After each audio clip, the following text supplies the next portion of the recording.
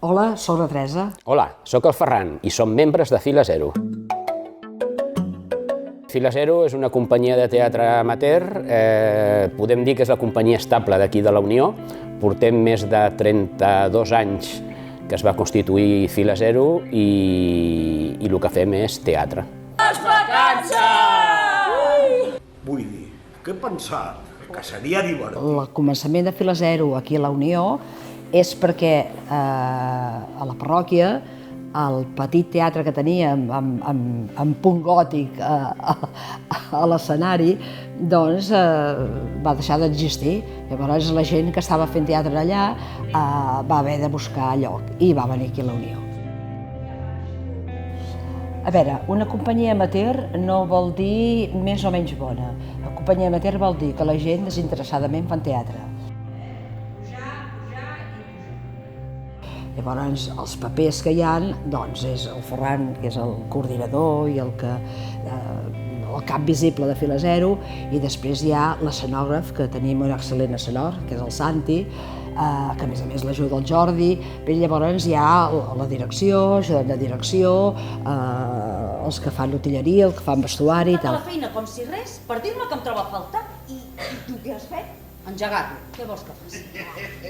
Nosaltres tenim un objectiu que és poder fer 2 obres a l'any. Maig, octubre serien els 2 mesos que serien els idonis i són els que en principi, quan estigui muntat el teatre, demanarem per poder fer servir el teatre durant el maig i octubre.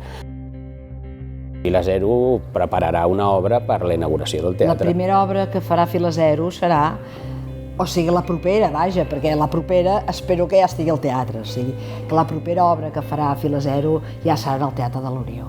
El Pau i jo estem casats? No sé què cony estàs dient, ni què cony estàs fent, ni res. Ostres, de nena! Aquest any estem fent el Dia Mundial del Teatre, doncs que aquest any vol ser un recull de contes de Txékhov, però enllaçats amb un narrador i amb una música que vol representar tota una obra. I després, com a Fila Zero, estem fent avui Romeu i Julieta d'en Palau i Fabra. Jo el que et diria és que el teatre amateur és importantíssim. A Sant Cugat tenim el goig de tenir molts grups de teatre que fan diferents tipus de teatre, però tot és bo. Et dic una cosa, jo quan vaig a algun lloc o hi ha teatre amateur, jo hi vaig. Jo vaig a veure tot el teatre que puc, encara que sigui amateur, perquè sempre aprenc. Per tant, és molt important. I ha sigut important a Catalunya. A Catalunya pensa que qualsevol poblet té un grup de teatre. I això és importantíssim per tot, per la llengua, per la socialització. És importantíssim. Saps què?